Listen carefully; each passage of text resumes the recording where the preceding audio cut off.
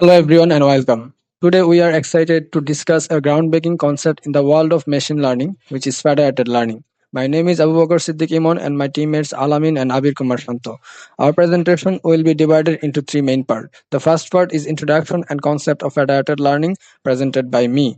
The second part is real life example and explanation of federated learning, presented by Abir Kumar Shanto. And the third part is advantage, disadvantage, and conclusion, which is presented by Al Amin. So let's begin by addressing the fundamental question: what is federated learning? Federated learning is nothing but a distributed, privacy preserving machine learning approach where model training happens locally on individual device rather than in a centralized data center. In the federated learning, each device trains a model using its own locally generated data. Instead of sending raw data to a central server, the device sends only the updated model. The central server aggregates these updates to produce an improved global model. Now we will watch a short video to demonstrate of federated learning. Federated learning is transforming the privacy and efficiency of AI training. By decentralizing the data, it allows AI models to learn from diverse sources without compromising privacy. Imagine your smartphone contributing to global AI research while keeping all your data securely on your device. This breakthrough approach not only enhances privacy, but also taps into the rich, real-world data across millions of devices, making AI smarter and more inclusive. Federated learning is not just about protecting privacy, it's about leveraging collective wisdom for the greater good. So the second question is why federated learning? Let's try to bring out why federated learning. Traditional centralized training requires all data to be collected in one place. This is lead to privacy concern, security risk, legal and compliance challenges.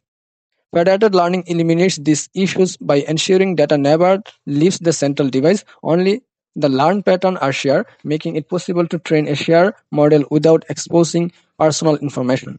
This makes federated learning especially valuable in regulated industries where data protection is a top priority. The architecture and components of federated learning. In the architecture of federated learning typically follows a client-server model. Client. Client can be smartphone, IoT device, or entire organization. They perform local training on their own dataset. Central server.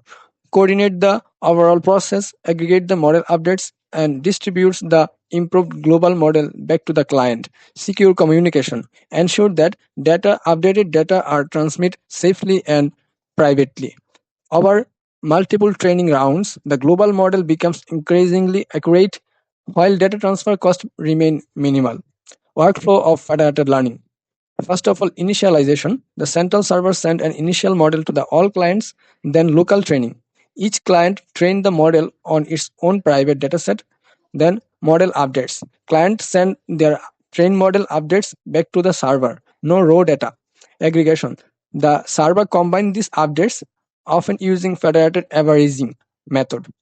Iteration. Steps 2 and 4 are repeated until the model reaches the desired performance. Key algorithms include in the federated learning like federated average, federated SGD, clusteral federated learning, personalized federated learning. In the privacy and safeguard include secure aggregation, differential privacy, homomorphic encryption. This allow computation on encrypted data. And the TEES, which is called trusted execution environment. It is isolated secure areas of for processing sensitive data. Now I will hand over to Abir Kumar Shanto, who will walk us through real life example of federated learning. Thank you.